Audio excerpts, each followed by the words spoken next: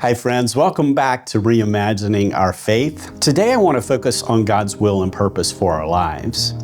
The tension between God's sovereignty and our free will has puzzled believers for centuries. We know God is in control, and yet we also believe we make real choices in our lives. So how do those two truths fit together? There's an old story about a Kansas man whose house was blown away in a cyclone. The local preacher tried to use that to make a point, and the preacher said, "Punishment for sin is inevitable." And the man replied, "Oh really? Well, did you know your house was blown away too?" The preacher paused and said, "Well, the ways of the Lord are beyond understanding." And honestly, that's often how we feel. Where does God's plan stop and our plans start? Joseph's story is a great example.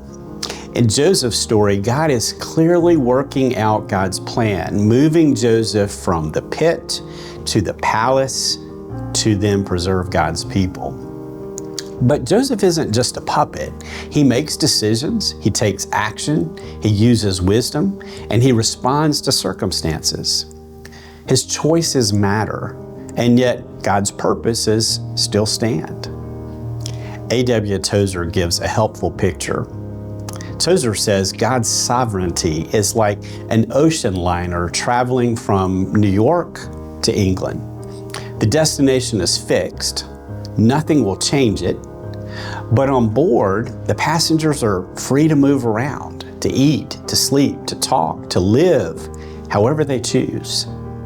Their freedom is real, but it exists within the larger direction that is set by the captain.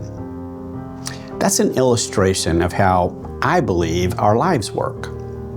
God guides history toward God's purpose, but within God's greater plan, we have agency, real freedom, real responsibility, real choices. Joseph lived with that tension. He acted with wisdom and leadership. And in the end, the people said, "You have saved our lives." The people recognized God had used Joseph's choices for their good. So what does this mean for us?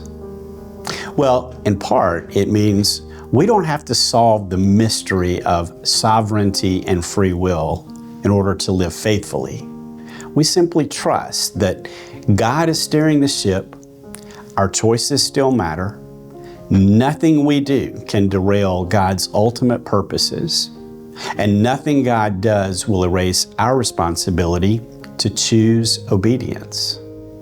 We are free, truly free, to follow God, to love others, to make decisions that are wise, to grow, to change, and to act. And at the same time, we are held securely by a God whose plans cannot fail. So today, rest in this truth. You walk freely, but you walk within the steady, sovereign care of God.